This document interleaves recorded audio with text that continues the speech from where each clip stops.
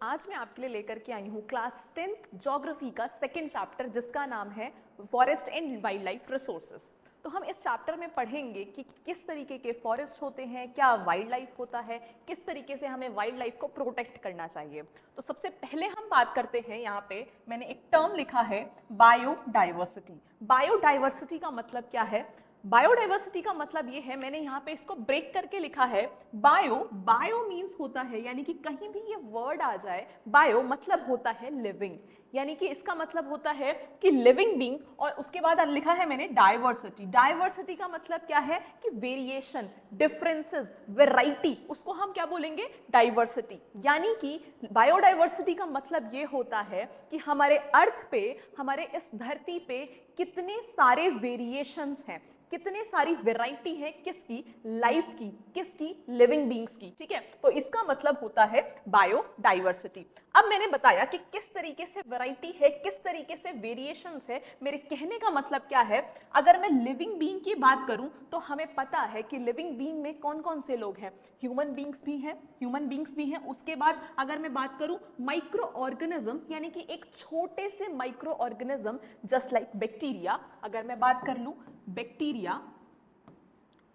और अगर मैं बड़ा सा बड़ा एलिफेंट की बात करूं या इससे बड़ा कोई और एनिमल, कैमल, या कोई भी आप एनिमल और किसी की भी बात कर ले, तो ये सारे ही क्या हैं? ये सारे ही क्या होते हैं? लिविंग बीइंग्स होते हैं। और इसी को ही हम क्या बोलते हैं? बायोडाइवर्सिटी। मतलब हमारे यहाँ धरती पे हम देखते हैं कि कितना वेरिएशन है। और अगर ये वेरिएशन नहीं होता तो आगे आप जो कह सकते हैं कि कहीं ना कहीं जो है लाइफ पॉसिबल नहीं होगी। मैंने यहाँ पे लिखा है कि ये जो इस तरीके का जो स्ट्रक्चर है, यानी कि आपने देखा कि किस तरीके से ह्यूमन बीइंग्स से लेकर के आपके पास बैक्टीरिया प्रेजेंट है, आपके पास एलिफेंट प्रेजेंट है, और ये सारी चीजें क्या बनाती हैं? एक कॉम्प्लेक्स वेब का फॉर्मेशन करती हैं। क्या बनाती है? कॉम्प्लेक्स वेब बनाती हैं।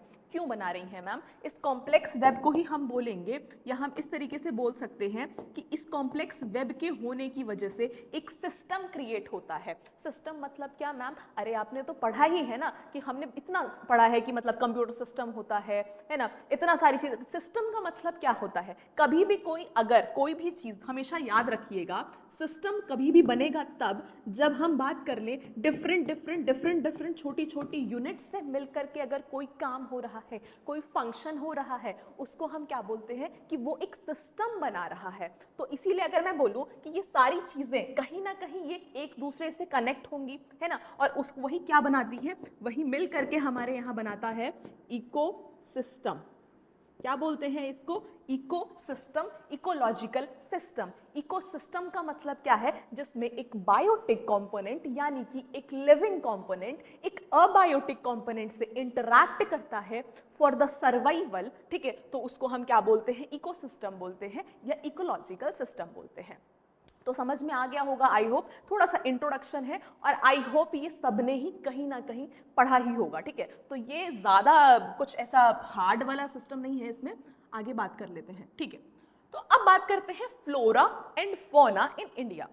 फ्लोरा मतलब क्या होता है? मैम पढ़ा सा तो लग रहा है, ठीक है बता देती हूँ। फ्लोरा मतलब, कहने का मतलब ये है कि अगर मैं बात करूँ, फ्लोरा का मतलब ये है वेजिटेशन। वेजिटेशन से मतलब होता है फ्लोरा का। कहने का मतलब ये, अगर मैं बात करूं नॉर्मली हम प्लांट्स वगैरह भी बोल सकते हैं कि यहाँ डिफरेंट प्लांट्स हैं, ये है, लेकिन अगर मैं एक पर्टिकुलर एरिया की बात करूं, तो मैं बात करूं यहाँ पे, अगर जैसे मैं बात कर रही हूँ उत्तराखंड की, तो उत्तराखंड में कुछ ऐसे पेड़ होंगे, कुछ ऐसे पौधे होंगे जो सिर्फ उत्तराखंड में ही पाए जाते होंगे। क्यों मैम? अरे इसलिए ना, क्योंकि यहाँ पे क्या है, यहाँ पे जो जिस तरीके का यहाँ क्लाइमेट है, ऐसा नहीं है कि वो हर जगह आपको अवेलेबल हो जाए ना। तो इसलिए अगर हम बोल सकते हैं कि यहाँ पे जो प्लांट्स और जो एनिमल्स, जो प्लांट्स मिल रहे हैं, जो पौधे मिल रहे हैं, जो पेड़ मिल रहे हैं, वो यहाँ के स्पेसिफिक हैं, तो हम उसको बोल सकते हैं ना कि वो यहाँ का फ्लोरा है। यानी कि मैं उसको कह सकती हूँ कि ये उत्तराखंड का फ्लोरा है। इसी तरीके से डिफरेंट किसी और जगह का, या अगर मैं बोल सकती हूँ कि ये हिमालयन का फ्लोरा है। उसके बाद बात कर लेते हैं फौना की। फौना मतलब अभी एक प्लांट है तो दूसरा एनिमल होगा, जाहिर सी बात है। तो ये क्या होता है? ये एनिमल्स होते हैं। एनिमल्स का मतलब ऐसे मतलब एनिमल्स का मतलब ये वहाँ के लोकल वैरायटी के एनिमल्स। तो कहने का मतलब ये है कि flora and fauna in India बहुत इंपॉर्टेंट है। हम ऐसे ही बोल देते हैं कि ठीक है ना यार, प्लांट है क्या हो गया, एनिमल है क्या हो गया, नहीं। अगर आपने देखा होगा अभी रिसेंटली हमारी सरकार ने बाहर से चीता मंगाया था। क्यों मंगाया था? कहीं ना कहीं जो एक होता है ना कि फूड साइकिल या फूड वेब, उसमें प्रॉब्लम आ जाती है। कहने का मतलब ये, अगर आपकी मम्मी किचन में खाना बना रही है, सब कुछ है, अगर उसमें से नमक ही ना रहे तो खाना कैसे बन पाएगा? वो वैसे आपके पास हर तरीके के मसाले हैं, हर चीज प्रेजेंट है, लेकिन अगर नमक ही नहीं है तो कुछ नहीं हो पाएगा ना। उसी तरीके से मैं बोल रही हूँ कि हर एक चीज की ना एक वैल्यू होती है। उसी तरीके से फूड सिस्टम, फूड वेब में भी हर एक चीज की वैल्यू है। तो आप किसी को भी नेग्लेक्ट नहीं कर सकते, और अगर आप उसको नहीं नेग्लेक्ट कर सकते हैं तो आप उसको बचाओगे ना, अगर वो खत्म हो रहा है तो इसीलिए हम क्या कर रहे हैं यहाँ पे, फ्लोरा और फोना को इंडिया में क्यों इंपॉर्टेंट, पहली बात तो मैंने लिखा है कि ये बहुत ही ज्यादा इंपॉर्टेंट है फॉर सर्वाइवल। सिर्फ हमारे ही नहीं, मतलब सिर्फ क्या बोलते हैं, यही इनके सर्वाइवल के लिए नहीं, ये बहुत सारे हम लोग के सर्वाइवल के लिए भी इंपॉर्टेंट है, या और बहुत सारी चीजों के सर्वाइवल के लिए भी इंपॉर्टेंट है। तो पहली बात ये है कि it is very important for survival. उसके बाद बात कर लेते हैं दे आर अंडर स्ट्रेस। हमने जब एक सर्वे किया, हमें लगा कि यार ये जो है ना, इसमें ये मतलब एक अंडर स्ट्रेस है। क्यों? क्योंकि ये खत्म होने की कगार पे है, और इस चीज के लिए हमें क्या करना पड़ेगा, इसका कंजर्वेशन करना पड़ेगा, कंजर्वेशन करना पड़ेगा, प्रिजर्वेशन करना पड़ेगा, उसको प्रिजर्व करना पड़ेगा। तो क्यों करना पड़ेगा प्रिजर्व? क्या क्या जरूरत है, क्या जरूरत है, देख लेते हैं। To preserve the ecological diversity, पहले ही मैंने बताया डिफरेंस ही क्रिएट नहीं होंगे। अगर यहाँ पे डिफरेंस ही क्रिएट नहीं होगा तो कहीं ना कहीं प्रॉब्लम आएगी। हम बात कर लेते हैं डिफरेंस क्यों इंपॉर्टेंट है। अगर मैं बात करूं, वेरिएशंस ही हमारे यहाँ नहीं होंगे, वेरिएशन ही अगर नहीं हमारे यहाँ होगा तो कहीं ना कहीं हम सारे के सारे सिमिलर लगेंगे ना। फिर हम कैसे पता करेंगे कि मैं कौन हूँ, आप कौन है, दूसरा इंसान कौन है? ठीक है, तो ये सिमिलैरिटी अगर हो जाएगी ना तो फिर ये एक तरीके से ये दिक्कत की बात आ जाएगी। तो इसलिए हमें क्या करना पड़ेगा, एक इकोलॉजिकल डाइवर्सिटी बनाने के लिए हमें इनको प्रिजर्व करने की जरूरत है। ठीक है, दूसरी चीज क्या है, to preserve air, water, soil. हमें एयर, पानी, मृदा और किसको बचाना है, अगर वायु को बचाना है उसके लिए भी हमें इस चीज को बचाना पड़ेगा, क्योंकि कहीं ना कहीं ये उससे इंटरकनेक्ट है। क्योंकि मैंने बताया ना कि abiotic component is connected with the biotic component. To preserve the genetic diversity, genetic diversity को प्रिजर्व करने के लिए हमें इनको प्रिजर्व करना पड़ेगा। तो ये बहुत इंपॉर्टेंट, मतलब एक बात हमें पता चल गई कि हमें तो इसको, किसको, फ्लोरा और फौना को प्रिजर्व करना पड़ेगा। क्यों प्रिजर्व करना पड़ेगा? For ecological diversity, to preserve water, air, soil and to preserve the genetic diversity. अगर क्वेश्चन आ जाए तो आप पॉइंटर्स की फॉर्म में इसको लिख सकते हैं, नहीं नंबर कटेंगे आपके। आगे बात करते हैं। आगे अगर हमें बात कर लूं तो यहाँ पे आता है, अच्छा अभी मैंने बताया कि हमको प्रिजर्व करना है इसको, तो ऐसे तो प्रिजर्व नहीं होगा। अगर मैंने बोल दिया आज कि इस चीज को प्रिजर्व करना है, या किसी ने बोल दिया तो प्रिजर्व हो गया, ऐसे नहीं। अगर आपको कोई चीज प्रिजर्व करनी है तो उसके लिए एक कुछ ऐसा ठोस, कुछ ऐसा बनाना पड़ेगा ना जिसकी वजह से लोग उसको माने। तो क्या होता है, 1960s और 70s की बात है, डिमांड आता है सामने। किस लिए आता है? ऐसा बोला जाता है कि national wild programme, wildlife programme के तहत कुछ ऐसा कुछ बनाना चाहिए ना जिसकी वजह से हम उस चीज को मान सके। कोई ऐसा एक्ट, कुछ ऐसा लॉ, कुछ ऐसा बनाना चाहिए ठोस, जिसके तहत ऐसा हो कि नहीं, अगर आप इसको प्रिजर्व नहीं करते हैं तो ये चीज की आपको सजा मिल सकती है। तो इस तरीके से कुछ ऐसा बनाना पड़ेगा। तो इसके लिए हमारे पास एक आउटकम निकल के आता है। क्या आउटकम निकल के आता है? निकल के आता है national wild life protection act of 1972। बहुत इंपॉर्टेंट है ये, शुरुआत का सबसे पहला एक्ट निकल करके आता है, और इसके तहत क्या करा जाता है, इसके तहत हम इसको प्रोटेक्ट करने की कोशिश करेंगे। अच्छा, अगर कोई लॉ बन के आया है, कोई चीज निकल करके आई है, तो उसके कुछ ऑब्जेक्टिव्स होंगे। तो आइए बात करते हैं ऑब्जेक्टिव क्या है, क्या थे इसके। सबसे पहला चीज क्या है, प्रोटेक्टिंग स्पीशीज। क्या कह रहे हैं, हमें सिर्फ प्रोटेक्ट करना है तो सबसे पहले उसकी स्पीशीज प्रोटेक्ट करना पड़ेगा। अब मैम स्पीशीज क्या होता है, बात कर लेते हैं स्पीशीज क्या होता है। स्पीशीज का मतलब ये होता है, ये ऐसा कम्युनिटी है, कम्युनिटी बात कर ले, या एक ऐसा, ये क्या है, एक ऐसा ग्रुप है एनिमल्स का जो within the group, within the organisation वो क्या कर सकते हैं, क्या बोलते हैं, रिप्रोड्यूस कर सकते हैं या रिप्रोडक्शन कर सकते हैं। अगर आपस में वो रिप्रोडक्शन कर सकते हैं तो हम उसको बोलेंगे कि वो एक स्पीशीज के कैटेगरी में है। जैसे आप बात कर लेते हैं, अलग अलग स्पीशीज होती है ना, डॉग की अलग स्पीशीज होती है, कैट की अलग स्पीशीज होती है, तो वो अपनी ही स्पीशीज में रिप्रोडक्शन करेगा, ऐसा नहीं कि दूसरे स्पीशीज में जाकर के रिप्रोडक्शन कर लेगा, ठीक है। तो ये क्या है कि हमें प्रोटेक्शन करना पड़ेगा, किसका, स्पीशीज का प्रोटेक्शन करना पड़ेगा। दूसरा है प्रोटेक्टिंग ऑफ हैबिटेट, ठीक है भैया, आपने स्पीशीज बचा लिया, अब अभी आपने उसका घर ही नहीं बचाया, ठीक है, मैंने बोला कि आपने मेरे को सेव कर लिया, लेकिन मेरे रहने की जगह ही नहीं सेव करी, तो मैं क्या सड़क पे रहूंगी, नहीं ना। तो उस चीज के लिए आपको क्या करना पड़ेगा, उसके हैबिटेट को भी प्रोटेक्ट करना पड़ेगा। उसके बाद आता है आपका protection of remaining endangered species. ऐसा नहीं है कि अभी आप जो खत्म हो गए उनको छोड़ दो, नहीं, अगर जो इंडेंजर स्पीशीज है, इंडेंजर का मतलब कि जो खत्म होने के कागार पे हैं, जो खत्म होने वाले हैं, उसको भी आपको प्रिजर्व करना है, ठीक है। तो ये कुछ ऑब्जेक्टिव्स थे। सबसे पहला हमने पढ़ा प्रोटेक्टिंग स्पीशीज, ठीक है, उसके बाद मैंने पढ़ा कि प्रोटेक्शन ऑफ हैबिटेट, और उसके बाद मैंने पढ़ा कि protection of remaining endangered species. तो इन सबको प्रिजर्व करिएगा, तब जा करके जो है आपके यहाँ जो है फ्लोरा फोना क्या बोलते हैं प्रोटेक्ट होंगे। और दूसरा चीज क्या है, ये किसका ऑब्जेक्टिव मैंने बताया, national wild life protection act. चलिए आगे बात कर लेते हैं, ठीक है। तो अभी प्रोटेक्शन करना है तो कैसे करेंगे हम इस चीज को, कैसे प्रिजर्व किया जाएगा, कैसे करेंगे। सबसे पहला चीज इन्होंने बोला कि हम बैन करेंगे किस पे, हंटिंग पे। हंटिंग पे हम बैन करेंगे। पहले के टाइम पे क्या होता था, ये हंटिंग वाला सीन कैसे स्टार्ट हुआ, आपने पढ़ा होगा किस तरीके से पहले के राजा महाराजा कुछ भी अगर वॉर जीतते थे या कुछ भी जीतते थे तो वो कहते थे कि चलो हम आज इस शेर को मार करके आते हैं, इस हाथी को मार करके आएंगे, इस तरीके से निकल जाते थे वन में। तो उस टाइम पे चलो चलता है, क्योंकि उस टाइम पे एनिमल्स ठीक थे, ऐसा नहीं था कि हर इंसान वो करके उस चीज़ को खा रहा है एनिमल को। लेकिन आज के टाइम पे क्या है, आपके पास इन चीज़ की स्पीशीज़ और इन चीज़ का वेराइटीज़ जो है बहुत कम है, और जब चीज़ कम होती है तो उसको प्रोटेक्ट तो करना पड़ेगा ना। तो यहाँ पे सबसे पहले हम बैन करेंगे हंटिंग को। दूसरा चीज क्या है, गिविंग अ लीगल प्रोटेक्शन।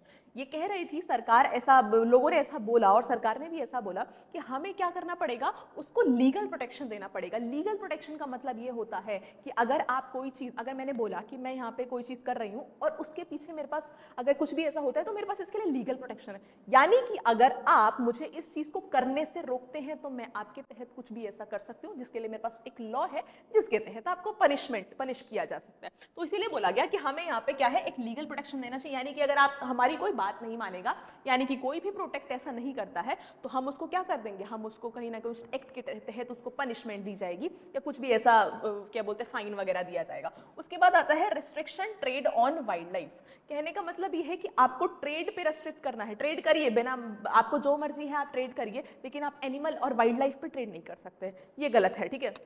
तो इस चीज के लिए इसको बैन किया गया। उसके बाद अब आउटकम क्या निकल के आए इन लॉ के बाद, हमने आउटकम में निकाला कि हमने नेशनल पार्क सेटअप्स किए, हमने वाइल्ड लाइफ सेंचुरीज बनाई, हमने सेवरल गवर्नमेंट प्रोग्राम्स चलाए। वाइल्ड लाइफ सेंचुरीज पढ़ा होगा आपने, नेशनल पार्क्स पढ़ा होगा, और उसके बाद आता है क्या, सेवरल गवर्नमेंट प्रोग्राम्स। जब देखा गया कि वाइल्ड लाइफ क्या बोलते हैं सेंचुरीज के बाद और नेशनल पार्क्स के बाद नहीं बात मानी जा रही है, तो कुछ अलग अलग प्रोग्राम्स भी चलाए गए सरकार के द्वारा। और इसमें क्या था, अच्छा ये जो प्रोग्राम्स चलाए गए थे ना, ये इसलिए चलाए गए थे क्योंकि हमने देखा कि कहीं कहीं जगहों पे हमारे पास कुछ स्पेसिफिक एनिमल हैं जिसके साथ ऐसा एंडेंजर कैटेगरी में वो चीज़ है। हमने सबसे पहले देखा टाइगर के लिए हमने चलाया प्रोजेक्ट टाइगर, आगे है पढ़ेंगे। उसके बाद हमने चलाया क्या, वन हॉर्न राइनो के प्रोटेक्शन के लिए चलाया। उसके बाद कश्मीरी मिर्ग, कश्मीरी स्टैग, और जिसको हम बोलते हैं क्या, हंगुल भी बोलते हैं, तो इसके लिए भी हमने चलाया। उसके बाद हमने क्रोकोडाइल के लिए चलाया। अब आपको कहीं भी नहीं दिखेगा मोस्टली, मतलब बहुत कम देखने को मिलता है आपको क्रोकोडाइल, तो क्रोकोडाइल के लिए भी चलाया था। एशियाटिक लॉयंस के लिए चलाया हमने, ब्लैक बक के लिए चलाया हमने, एलिफेंट्स के लिए चलाया हमने, और ग्रेट इंडियन बस्टर्ड के लिए चलाया हमने। तो ये कुछ ऐसे एनिमल्स हैं जिसके लिए हमने सेवरल प्रोग्राम्स चलाए। तो अगर क्वेश्चन आ जाए कि आप लिख के बताइए ऐसे कुछ प्रोग्राम्स के नाम बताइए जिसको जो कि क्या बोलते हैं गवर्नमेंट ने कुछ चलाए थे सेवरल प्रोग्राम्स, तो आप उसमें ये इन सब का नाम लिख सकते हैं, ठीक है। तो आइए बात कर लेते हैं आगे, ठीक है। तो अब इसमें आपका जो सबसे इंपॉर्टेंट है वो है प्रोजेक्ट टाइगर। प्रोजेक्ट टाइगर क्या है, सबसे पहले हम बोलें कि प्रोजेक्ट टाइगर में जो प्रोटेक्शन किसको दी जाएगी, नाम से पता चल रहा होगा टाइगर को दी जाएगी। टाइगर को हम क्या मानते हैं, वाइल्ड लाइफ की की स्पीशीज मानते हैं। की स्पीशीज अब आपको इतना पढ़ने की जरूरत नहीं कि मैम इसको की स्पीशीज ही क्यों बोलते हैं, की का मतलब क्या होता है उसमें, ठीक है, नहीं बस आप इतना समझ लीजिए कि एक इंपॉर्टेंट स्पीशीज है वाइल्ड लाइफ की, ठीक है। अब क्या हुआ, 1973 की बात होती है, अचानक से ऐसा जब हम लोग सर्वे करते हैं या अथॉरिटीज जब सर्वे करती है तो उनको एक चीज समझ में आती है, किसको, अथॉरिटीज को जब वो सर्वे करते हैं तो उनको एक चीज देखने को मिलती है कि जो टाइगर है ना, टाइगर की जो स्पीशीज है, टाइगर की जो स्पीशीज है या टाइगर का जो नंबर है वो रिड्यूस हो गया है। कितना रिड्यूस हुआ है, 55,000 से 1827 पे आ गया है, 1827 पे आ जाता है। और ये बहुत ही ज़्यादा मतलब एक तरीके से रिडक्शन देखने को मिलता है उसके नंबर में।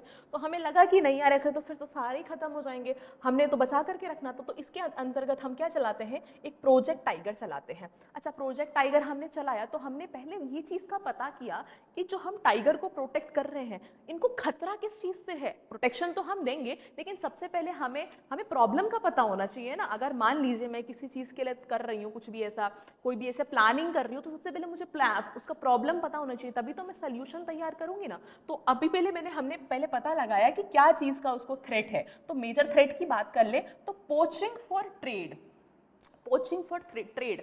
पोचिंग मतलब क्या होता है, एक होता है किलिंग, एक होता है हंटिंग। किलिंग और हंटिंग जो है ना वो कहीं ना कहीं आपको लग रहा होगा ये नेगेटिव साउंड करता है, लेकिन ठीक है, क्या पता हमने किसी एक कोई जगह है जहाँ पे बहुत ज़्यादा टाइगर्स की स्पीशीज़ बढ़ रही है और लोगों को प्रॉब्लम कर रहा है, तो हम वहाँ पे बोल सकते हैं कि आप उसको हंटिंग करो, वहाँ पे किलिंग करो, वो चल जाएगा, ठीक है। तो किलिंग और हंटिंग एक तरीके से कर सकते हैं, लेकिन पोचिंग का मतलब क्या होता है कि अगर आप किल कर रहे हो विदाउट एनी रीज़न, ठीक है, विदाउट एनी रीजन, या फिर अगर बोल सकते हैं कि आप ट्रेड करने के लिए किल कर रहे हो तो उसको हम पोचिंग बोलते हैं, ठीक है। तो पोचिंग के लिए, पोचिंग का सबसे मेजर थ्रेट था। उसके बाद था श्रिंकिंग हैबिटेट। श्रिंकिंग हैबिटेट का मतलब कि पहले उनके पास जो हैबिटेट था, हैबिटेट का मतलब कि उनका घर, उनका जगह जहाँ पे वो रहते थे तो वो बहुत बड़ा हुआ करता था। और अब क्या हो गया कि लोगों ने क्या किया, अर्बनाइजेशन होने की वजह से लोगों ने क्या किया कि जब वो शहर में माइग्रेट करके आए तो उन्होंने क्या करना स्टार्ट कर दिया, फॉरेस्ट को काटना स्टार्ट कर दिया। जैसे जैसे धीरे धीरे फॉरेस्ट कटते चले गए, तो पहले के टाइम पे अगर मान लीजिए इतना बड़ा फॉरेस्ट है, अभी इतने बड़े फॉरेस्ट में टाइगर्स रह रहे हैं, अभी आकर के लोगों ने इतना फॉरेस्ट एरिया में क्या कर लिया, अर्बनाइज कर दिया। उसको अर्बनाइज कर दिया मतलब उसको काट करके वहां पे अपना अपना घर बना लिया। तो अब इन्हीं टाइगर्स को इतने में शिफ्ट होना पड़ेगा, ठीक है। अब धीरे धीरे करके और अर्बनाइजेशन हुआ और फिर वापस से इन टाइगर्स को, तो इस तरीके से इसको हम बोलते हैं shrinking of habitat. Shrinking of habitat का मतलब कि उनकी चीज का मतलब एक तरीके से उनके हैबिटेट का छोटा होना, तो ये होने लगा। उसके बाद तीसरी चीज निकल करके आई मेजर थ्रेट में कि prey base declining. Prey base का मतलब, अब प्रे बेस का मतलब क्या है, प्रे मतलब टाइगर एक ऐसा प्रजाति है जिसको कहीं ना कहीं, जिसको अपना भूख मिटाने के लिए, खाने के लिए एक कोई दूसरा जानवर चाहिए होगा, उसको हम बोलेंगे प्रे, ठीक है। तो हमारे पास क्या था, हमने देखा कि जो टाइगर है ना, टाइगर, अब इसके पास खुद का प्रे ही नहीं बचा। प्रे ही नहीं बचा मतलब ऐसे कुछ एनिमल्स ही नहीं बचे छोटे छोटे जिसपे वो खा सके, जिसपे वो रहे। तो बहुत सारे टाइगर्स की ऐसे भी डेथ होने लगी इसकी वजह से भी। चौथी चीज ये है ह्यूमन पॉपुलेशन का ग्रो होना। ह्यूमन पॉपुलेशन इतनी तेजी से बढ़ने लगा कि जिसकी वजह से कहीं ना कहीं जो है उनके हैबिटेट में एंटर करके उनको दिक्कत परेशानी होने लगी। उसके बाद use bones in the traditional medicine, इनको मार करके इनके बोन्स का यूज किया जाता था ट्रेडिशनल मेडिसिन वगैरह बनाने के लिए। तो ये सारे के सारे क्या थे, मेजर थ्रेट थे। प्रोजेक्ट टाइगर स्टार्ट होने के लिए सबसे पहले हमने क्या किया, हमने पता किया कि ये वाइल्ड लाइफ स्पीशीज थी। कैसी वाइल्ड लाइफ स्पीशीज थी, एक की वाइल्ड लाइफ स्पीशीज है जिसको प्रोटेक्ट करना बहुत इंपॉर्टेंट है। क्यों प्रोटेक्ट करना इंपॉर्टेंट है, 1973 की बात है, जब अथॉरिटीज को पता चलता है, जब वो एक सर्वे लेती हैं तो उनको पता चलता है कि यार यहाँ पे तो टाइगर का जो नंबर है वो बहुत रिड्यूस हुआ है। अब थोड़ा बहुत नहीं रिड्यूस होता है, बहुत ज्यादा रिड्यूस होता है, मतलब 55,000 से चला जाता है वो कितना, 1827, ठीक है। तो ये एक बहुत बड़ा रिडक्शन देखने को मिलता है। तो उनको लगता है कि अभी हमें इसके लिए कुछ अलग स्टेप उठाने चाहिए। तो उस चीज के लिए वो क्या करते हैं, सबसे पहले मेजर थ्रेट का पता लगाते हैं कि क्या क्या मेजर थ्रेट्स है, उसमें ये सारे के सारे थ्रेट है। उसके बाद आगे क्या करते हैं वो, अच्छा अब उसके बाद क्या टाइगर, अब स्टेप्स क्या लिए गए, हमने क्या किया, हमने टाइगर्स रिजर्व मेजर थ्रेट पता किए। अब उसके बाद गवर्नमेंट ने क्या सेटअप किए, टाइगर रिजर्व सेटअप किए। तो ये बहुत इंपॉर्टेंट है, आपके इसमें पूछ देता है कि डिफरेंट टाइगर रिजर्व्स का नाम लिखिए। तो मैं यहाँ पे कुछ टाइगर रिजर्व का नाम लिखवा रही हूँ, आप एज इट इज याद कीजिएगा। पहला आता है जिम कॉर्बेट नेशनल पार्क या टाइगर रिजर्व भी लिख सकते हैं, उत्तराखंड में प्रेजेंट है। उसके बाद आता है Sariska tiger reserve Rajasthan. Next is your Bandhavgarh tiger reserve MP Madhya Pradesh. चौथा पेरियार केरला, ठीक है। और क्या है आपका, एक और है, चलिए इतना ही लिखिए पहले, ठीक है। तो ये कुछ टाइगर रिजर्व्स हैं जो क्या है, जिसको सेटअप किया गया था for the preservation of tigers, ठीक है। तो टाइगर रिजर्व सेटअप करते हैं, तो ये याद होने चाहिए आपको, डिफरेंट टाइगर रिजर्व। आगे बात करते हैं, ठीक है। फिर क्या होता है, एक नोटिफिकेशन निकाला जाता है वाइल्ड लाइफ प्रोटेक्शन एक्ट में। मैंने बताया वाइल्ड लाइफ प्रोटेक्शन एक्ट पहले बन चुका था। उसके बाद क्या होता है ना कि नोटिफिकेशन निकाल करके आप किसी चीज़ को, अगर आपको कुछ इसमें ऐड करना है, कुछ उसमें से हटाना है, तो उसके लिए आपको नोटिफिकेशन निकाल के आप ऐड ऑन और सब्ट्रैक्ट कर सकते हैं कोई चीज़ में। तो यहाँ पे क्या किया हमने, वाइल्ड लाइफ प्रोटेक्शन एक्ट में 1980 और 1986 की बात है, क्या किया हमने, सबसे पहले उसमें हम अभी तक हम वाइल्ड लाइफ को कंजर्व कर रहे थे, लेकिन हमको लगा कि नहीं यार, अब हम अगर हमें कंजर्वेशन करना है ना, तो सिर्फ वाइल्ड लाइफ को कंजर्व करके कुछ नहीं मिलेगा, अब हमें पूरा की पूरी बायोडाइवर्सिटी को कंजर्व करना पड़ेगा। तो उसके बाद से अभी जो हमने एक्ट बनाना स्टार्ट किया, तो उसमें हमने सोचा या उसमें हमने ऐसा लगाया कि नहीं, अभी हमको जब कंजर्व करना है तो हमें सबको कंजर्व करने की जरूरत है। तो हमारा मोटिव ये होना चाहिए कि हम बायोडाइवर्सिटी को कंजर्व करें, सिर्फ वाइल्ड लाइफ को कंजर्व ना करें। तो इस चीज के लिए हमने क्या किया, हमने उसके अंदर किसको डाला, बटरफ्लाई, मॉथ, बीटल्स और ड्रैगन फ्लाई, इन सारी चीजों को भी हमने वाइल्ड लाइफ प्रोटेक्शन एक्ट में ऐड किया। और सबसे इंपॉर्टेंट क्या चीज ऐड किया हमने, 1991 में हमने प्लांट्स को भी ऐड कर दिया इसके अंदर, ठीक है। तो उससे क्या हुआ कि इसका दायरा बढ़ने लगा और जिसकी वजह से ठीक ठाक प्रोटेक्शन इनको मिलने लगी, ठीक। चलिए, अच्छा, अभी बहुत इंपॉर्टेंट टॉपिक और अभी इस वाले लेक्चर का लास्ट टॉपिक है, बात कर लेते हैं क्या है हमारे पास, क्या है, types of distribution of forest. Different category के हमारे पास फॉरेस्ट प्रेजेंट है। सबसे पहला मैंने यहाँ पे लिखा है रिजर्व्ड फॉरेस्ट। रिजर्व्ड फॉरेस्ट क्या होता है, प्रोटेक्टेड फॉरेस्ट क्या होता है और अनक्लास्ड फॉरेस्ट क्या होता है। सबसे पहले हम बात कर लेते हैं प्रोटेक्टेड फॉरेस्ट की। प्रोटेक्टेड का मतलब क्या होता है, आप किसी को प्रोटेक्शन दे रहे हो, किसको प्रोटेक्शन दोगे, जिसको सबसे ज्यादा थ्रेट है, जो एकदम खत्म होने वाला है, जिसका खोने का डर सबसे ज्यादा है, तो उसको आप प्रोटेक्शन सबसे ज्यादा दोगे। कहने का मतलब ये है कि ये ऐसे टाइप के फॉरेस्ट होते हैं, ये ऐसे टाइप के फॉरेस्ट होते हैं जिसमें क्या है, 1/3 ऑफ द टोटल फॉरेस्ट, ये क्या है, 1/3 ऑफ द टोटल फॉरेस्ट होते हैं। यानी कि पूरा, अगर मान लीजिए ये पूरा का पूरा मेरा फॉरेस्ट है, तो इसमें 1/3 पार्ट क्या है मेरा, प्रोटेक्टेड फॉरेस्ट के अंडर आएगा। इसमें क्या है, प्रोटेक्शन फ्रॉम फर्दर डिप्लीशन। इसको प्रोटेक्ट इसलिए किया जाता है कि ऐसा माना जाता है कि ये बहुत कम ही बचे हैं और ये खत्म होने की कगार पे है, तो इसको अभी फर्दर खत्म होने से, फर्दर डिप्लीट होने से इसको बचाते हैं। तो इसलिए हम इसको क्या रखते हैं, इसको हम प्रोटेक्टेड फॉरेस्ट के अंदर रखते हैं। उसके बाद बात कर लेते हैं रिजर्व्ड फॉरेस्ट। रिजर्व्ड फॉरेस्ट क्या है, more than half of the area. अभी मैंने बात किया कि हमारे पास टोटल फॉरेस्ट है, अब उसमें से हमने कुछ, यानी कि 1/3 पार्ट हमने किस में निकाल लिया, प्रोटेक्टेड फॉरेस्ट में निकाल लिया। उसके बाद यानी कि बचा हुआ हाफ या हाफ से ज्यादा एरिया किस में आ जाता है, आपका रिजर्व्ड फॉरेस्ट में। रिजर्व का मतलब ये है कि हमने ये चीज रिजर्व कर दिया है इसको। अब इस मतलब कहने का मतलब ये है कि मान लीजिए अगर आपके पास, आपने, हम सुनते हैं ना कि हमने रिजर्वेशन दे रखा है, या इस तरीके से समझिए कि अगर आप हमने रिजर्वेशन का कहाँ पे नाम सुना है, मान लीजिए अगर ये मेरे पास टोटल सीट्स हैं, ठीक है, अब टोटल सीट्स हैं, तो मैंने इतनी सीट्स रिजर्व कर दी, यानी कि ये 4 सीट्स मैंने रिजर्व कर दी कि यहाँ पे कौन आएगा, यहाँ पे वुमेन्स ही आकर के बैठेंगी, ठीक है। तो इसका मतलब ये है कि आप यहाँ पे दूसरा कोई इंसान नहीं आ सकता है, ये भी एक तरीके से रेस्ट्रिक्ट है, रिजर्व है, ये सिर्फ उसी इंसान के लिए रिजर्व है, ठीक है। तो इसी तरीके से क्या होता है, आपके पास रिजर्व फॉरेस्ट होते हैं, मोर देन हाफ से ज्यादा है। ये किस लिए रिजर्व किया जाता है, क्योंकि बोला जाता है कि यहाँ पे क्या है, वैल्यूएबल चीजें हैं प्रेजेंट, जिसकी वजह से हम इसको रिजर्व कर रहे हैं। तो आगे आपका रिजर्व फॉरेस्ट, प्रोटेक्टेड फॉरेस्ट समझ में आ गया होगा, रिजर्व फॉरेस्ट समझ में आ गया होगा। नेक्स्ट बात कर लेते हैं अनक्लास्ड फॉरेस्ट, यानी कि अभी मैंने बोला 1/3 इधर आ गया, हाफ या हाफ से ज्यादा इधर आ गया, यानी कि अभी जो बचा हुआ पार्ट बचा है ना फॉरेस्ट का, वो सारा का सारा इसमें आता है। कह सकते हैं इसको रिमेनिंग फॉरेस्ट एरिया ये है, इसको हम वेस्ट लैंड भी बोल सकते हैं। अच्छा, इसका जो मैनेज किया जाता है, या तो इसको गवर्नमेंट मैनेज कर रही है, या तो गवर्नमेंट मैनेज कर रही है, या फिर आपके पास कोई इंडिविजुअल लेवल पे मैनेज कर रहा होगा, इसको इंडिविजुअल लेवल पे मैनेज कर रहा होगा, या फिर कोई कम्युनिटी लेवल पे मैनेज कर रहा होगा। ठीक है, तो इस 3 लेवल पे इसको भी मैनेज कर सकते हैं अनक्लास्ड फॉरेस्ट को। बहुत इंपॉर्टेंट चीज क्या है कि आपका जो रिजर्व फॉरेस्ट है और जो प्रोटेक्टेड फॉरेस्ट है, इन दोनों को मिलाकर के हम क्या बोलते हैं, इसको हम बोलते हैं परमानेंट फॉरेस्ट ई स्टेट्स। परमानेंट फॉरेस्ट ई स्टेट का मतलब ये है कि ये मेजर पार्ट होता है फॉरेस्ट का जिसको आपको बचाना है। ठीक है, क्योंकि ये क्या है, परमानेंट फॉरेस्ट ई स्टेट होता है। ठीक है, तो इस चैप्टर में मैंने आपको बताया, आई होप आपको समझ में आया होगा सब कुछ। अगर नहीं तब भी समझ में आया है तो आप प्लीज मुझे कमेंट सेक्शन में बताइए, मैं उसका आंसर दूंगी आपको, और आगे फिर नए चैप्टर्स की वीडियो आपके लिए लेकर के आऊंगी। Thank you.